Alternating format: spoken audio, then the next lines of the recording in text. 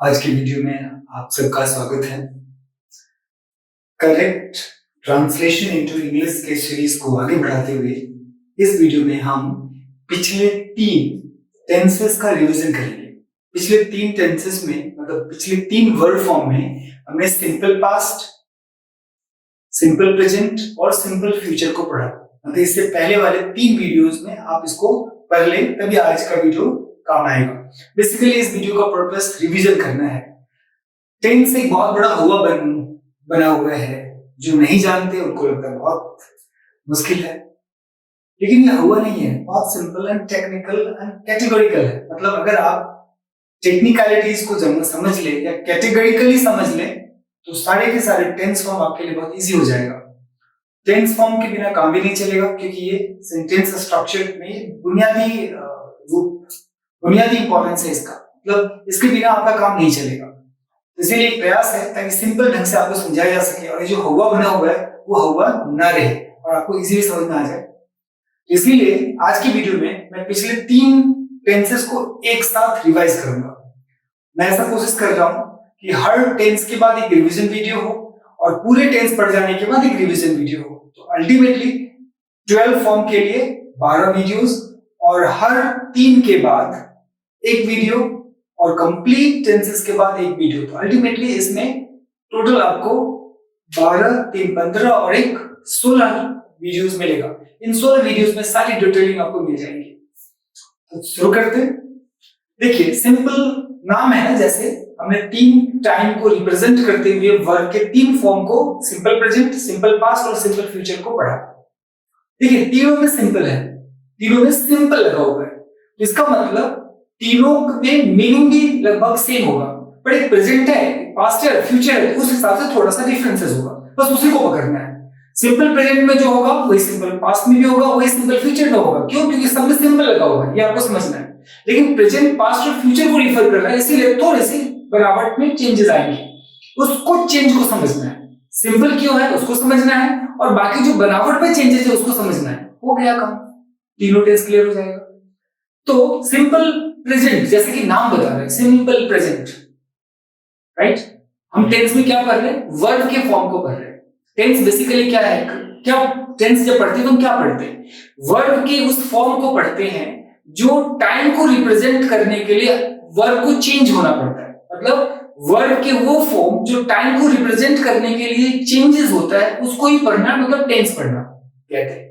तो simple present में हमने क्या पढ़ा?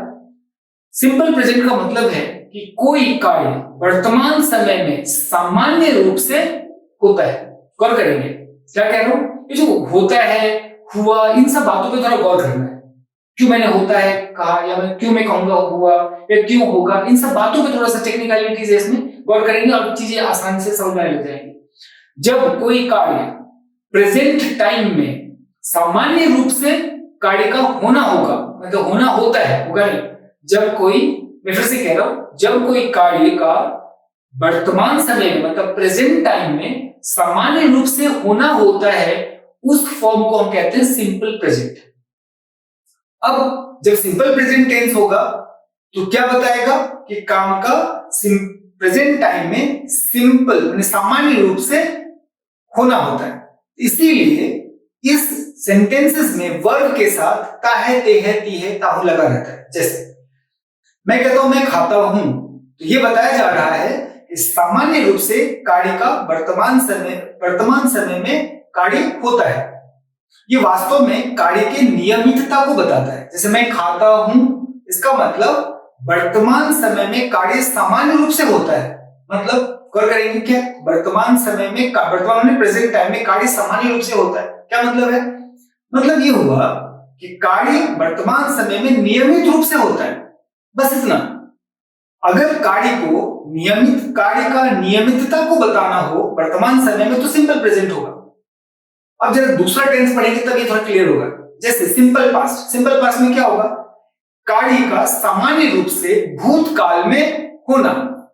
अब भूतकाल मतलब पास्ट टाइम, पास्ट टाइम में कार्य का सामान्य रूप से होना। भूतकाल मतलब बीत गया, तो बीते हुए समय में कार्य सामान्य रूप से हो गया, अर्थात कार्य भूतकाल में खत्म हो गया।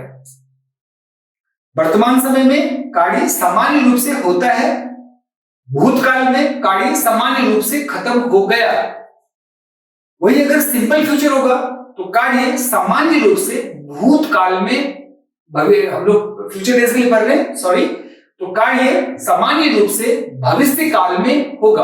अर्थात सिंपल फ्यूचर से ये पता चलेगा कि कोई कार्य सामान्य रूप से भविष्य में होगा।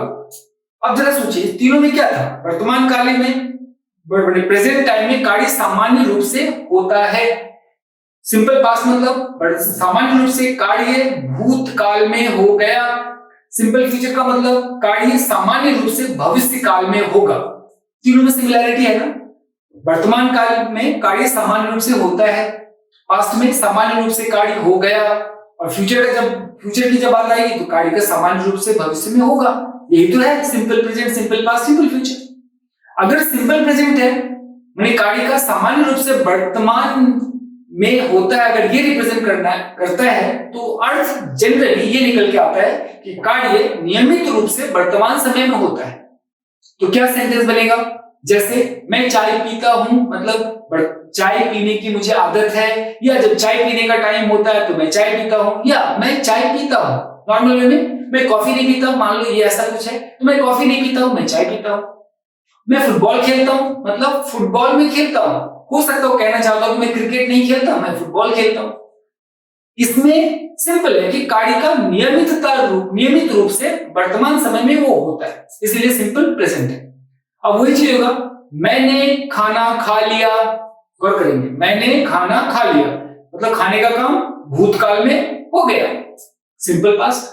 या मैं खाना खाऊंगा मतलब आने वाले समय में खाना खाने का कार्य होगा, इसलिए सिंपल फ्यूचर। इतना ही समझना है। ओके, तो पहचान कैसे बन जाता है? अगर सिंपल प्रेजेंट का होगा तो क्रिया के अंत में ता है, ते है, ती है, ताहू लगा रहता है। ये हमने पिछले वाले वीडियोस में डिटेल में पढ़ा है।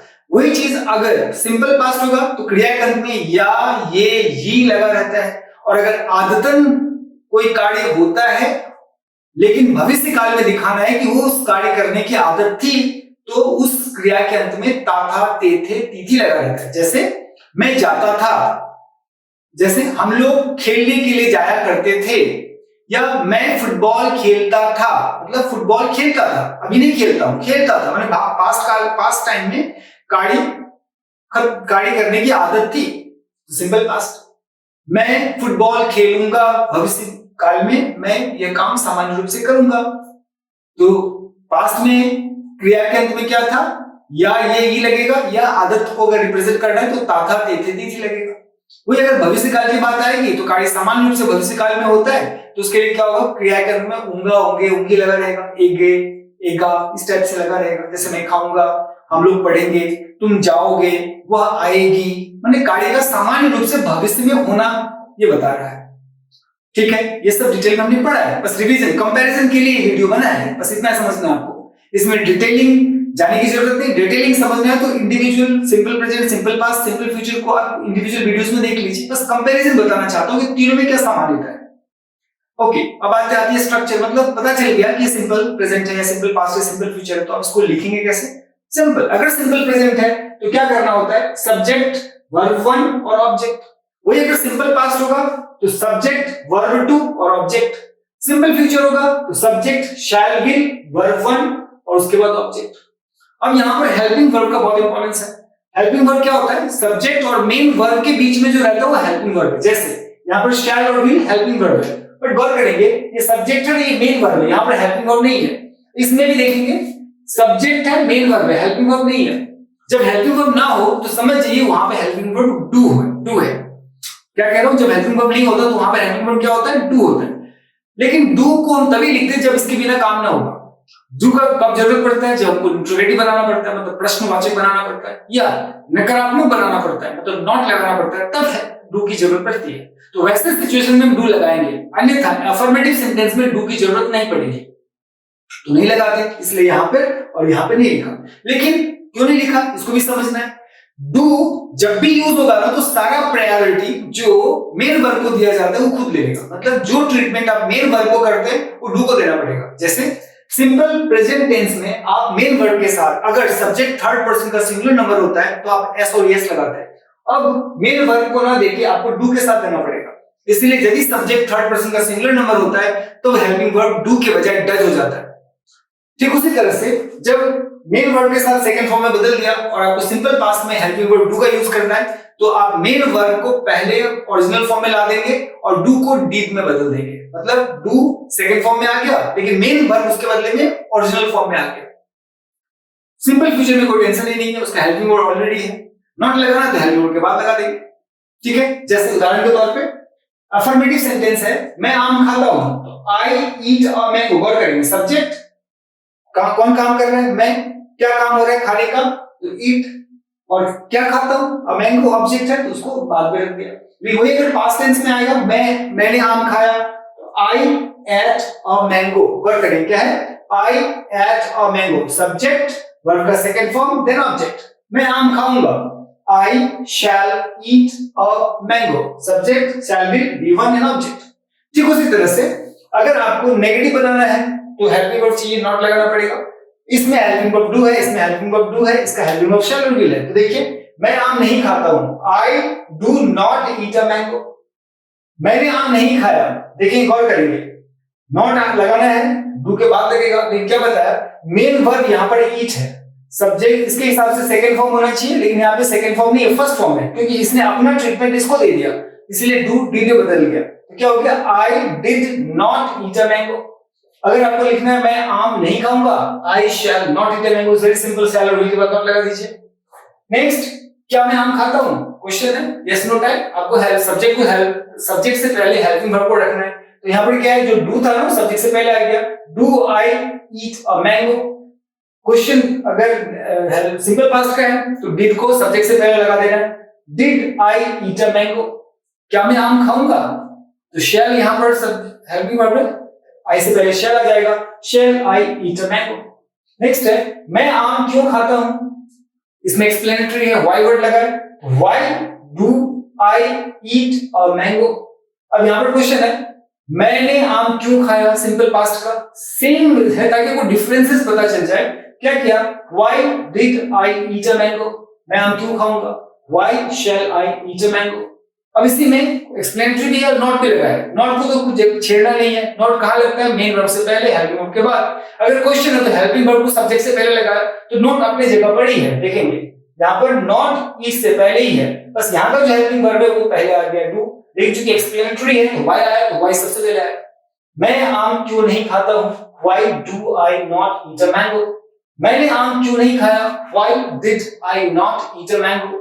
मैं आम क्यों नहीं खाऊंगा, why shall I not eat a mango। बस यही है, मीनिंग में डिफरेंसेस है बट सभी में सिंपल है, तो उसकी कुछ सिमिलैरिटीज है, इनको समझ लिया, टेंस खत्म, टेंस क्लियर। इस वीडियो का पर्पस सिर्फ रिवीजन करना था। इस वीडियो को समझने से पहले आपको इससे पहले वाले जो प्रेजेंट, सिंपल प्रेजेंट है या सिंपल पास्ट है या सिंपल फ्यूचर है उसको समझना पड़ेगा, तभी जाकर के रिवीजन में हेल्प आएगा। ये पर्पस ही रिवीजन वीडियो, तो पहले लर्न कर लीजिए, फिर रिवीजन में इजी होगा।